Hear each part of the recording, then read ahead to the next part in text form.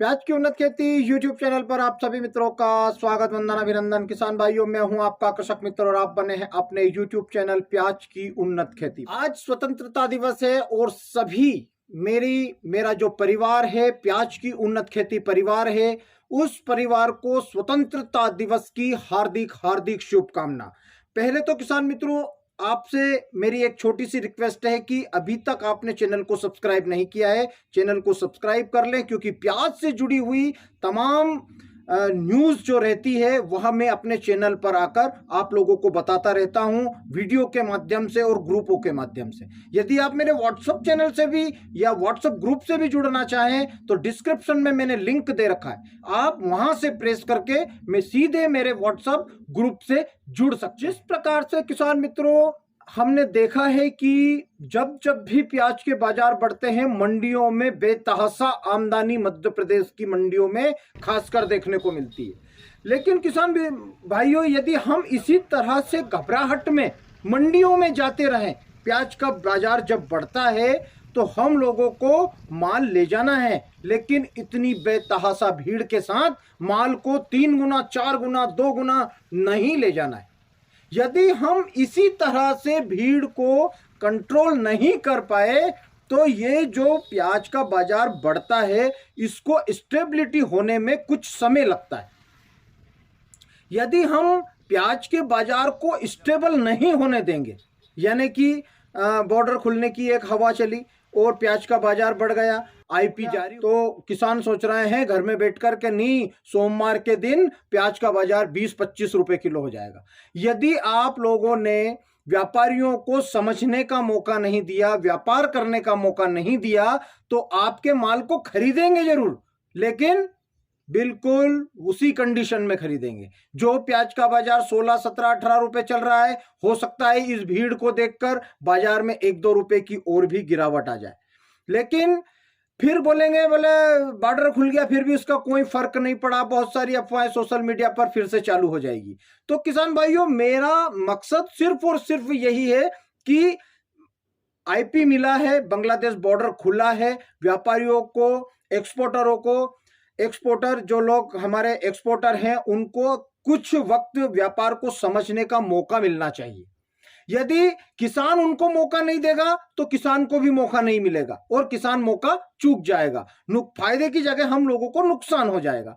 तो ऐसे में किसान मित्रों, हम लोगों को मंडियों में किसी भी तरह से ज्यादा भीड़ सोमवार मंगलवार के दिनों में नहीं करना है।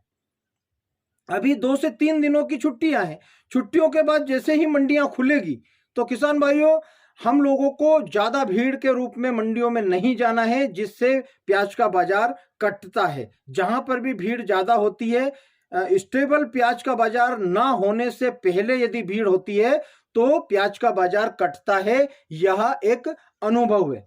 तो किसान मित्रों, हम लोगों को जिस प्रकार से अभी साउथ की जो कंडीशन है, साउथ का प्याज आने वाला है 15 अगस्त यानी कि आज के बाद 30 तारीख तक साउथ की मंडियों में वहां का प्याज आने वाला है और आ भी चुका है। लेकिन वहां पर हमारे बहुत सारे सैटेलाइट पिक्चर और कंडीशनें बता रही है कि कर्नाटक, आंध्रा और तमिलनाडु के क्षेत्रों में यानी कि साउथ इंडिया में भारी बारिश देखने को मिल रही है और अलर्ट भी जारी है कि 15 तारीख से 30 तारीख के बीच में दक्षिण भारत में बहुत अच्छी और जोरदार बारिश बता रहे हैं। तो ऐसे में किसान मित्रों, यदि वहां पर बारिश होती है तो हम लोगों को डबल प्याज के बाजार में जो वहां का प्याज आने वाला है वह कुछ दिनों के लिए रुकेगा, यानी कि वह यदि स्पीड 30 तारीख से पकड़ता तो वह 15 दिन और भी रुक जाएगा।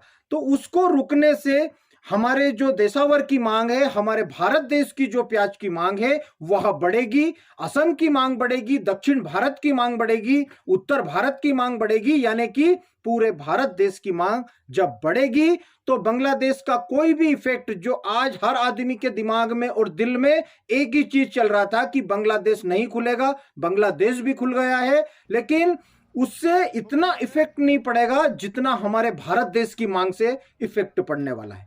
हमारे भारत देश में प्याज की डिमांड अच्छी है और भी निकलने वाली है।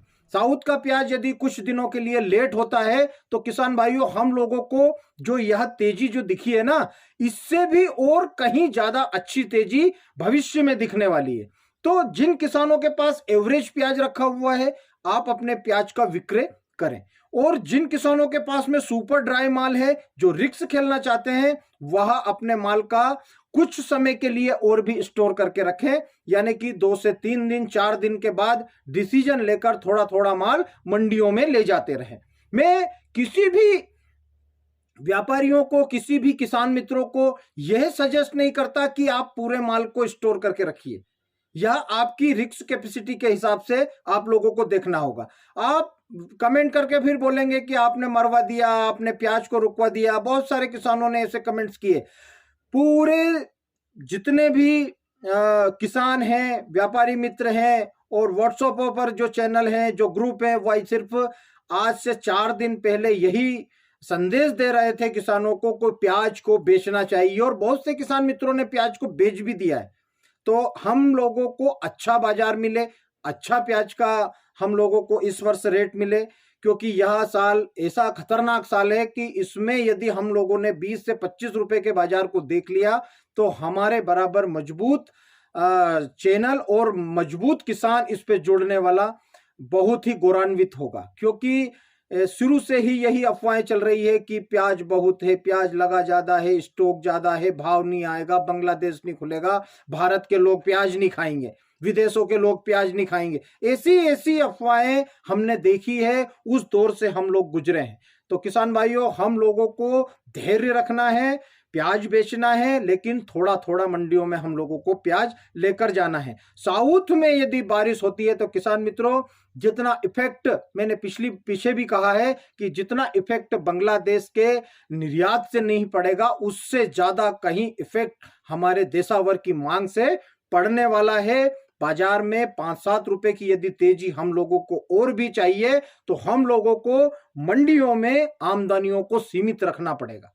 यदि हम मंडियों में आमदनी सीमित रखने में कामयाब हो गए तो कामयाबी बिल्कुल हमारे चरण छुएगी, और हम लोगों को जो हम सोच कर बैठे हैं कि 20 से 25 रुपए किलो का हम लोगों को बाजार मिलना चाहिए, वह मिलकर रहेगा। लेकिन यदि हम लोगों ने गलती की, यदि हम लोग गलती कर बैठे कि मंडियों में जैसे ही भाव बढ़ा और हम कूद गए मैदान में, तो हम लोगों को बाजार नहीं मिलने वाला है। एक बार यदि बाजार 2 से 4 रुपए डाउन हो जाता है तो उसको उठने में 15 दिन लग जाते हैं।